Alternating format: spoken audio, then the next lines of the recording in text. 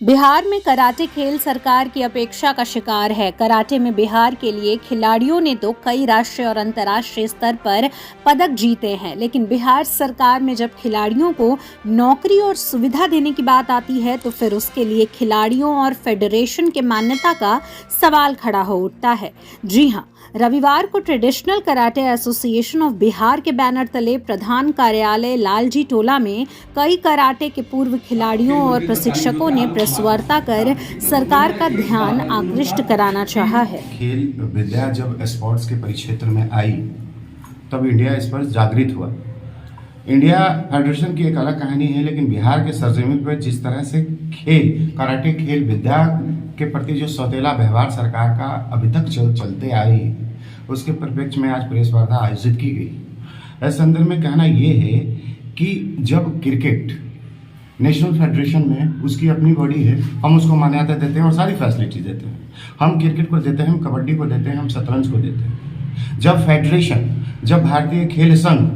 Karate खेल को खेल मानती है, स्पोर्ट्स मानती है और उसे प्रोड्यूस करती है अंतर्राष्ट्रीय गेमों में, तो फिर बिहार सरकार कराटे खेल विद्या को, कराटे खेल स्पोर्ट्स को के साथ दोहरा व्यवहार क्यों करती है, प्रश्न है। और दूसरी कि कराटे खेल में भी बहुत सारे पॉल्यूशन भी उभर कर सामने आए हैं। जैसे अभी हाल के दिनों में नहीं, लगभग 5-6 वर्ष के अंतराल में कराटे एसोसिएशन ऑफ इंडिया के सापेक्ष कई हिंदुस्तान में पैरेलल बॉडी चल रहे हैं और उसके सापेक्ष अन्य देश के अन्य राज्यों में भी बिहार भी अछूता नहीं है। बिहार में भी ट्रेडिशनल कराटे एसोसिएशन जो रियल कराटे संघ है उसके सापेक्ष में एक पैरेलल बॉडी चलती आ रही है। इससे एक तरफ प्लेयरों को दिक्कत होती है, एक तरफ नेशनल फेडरेशन में रिकमेंडेशन की दिक्कत होती है, तो दूसरी ओर ये हो जाता है कि सरकार इसको पूछती नहीं है। जबकि अन्य खेलों की अपेक्षा पिछले 7 से 8 वर्षों में बिहार स्टेट को कराटे खिलाड़ियों ने स्टेट, अंतरराष्ट्रीय और राष्ट्रीय प्रतियोगिता में सैकड़ों मेडल लाए। यह अलग बात है कि पिछले बीते सालों में नीतीश कुमार की जो गवर्नमेंट थी और आज भी है, उन्होंने 168 की वैकेंसी में 6 बच्चों को नौकरी दी थी, लेकिन अब वो पिटारा बंद हो गया है। स्थिति यह है कि जिस खेल से फिजिकली, मानसिक रूप में और खेल परिधि में आकर के हम अपने राष्ट्र को, हम अपने जिला को और हम अपने शहर को मेडल प्रदान करते हैं, हम अपने गवर्नमेंट को गौरवान्वित करते हैं,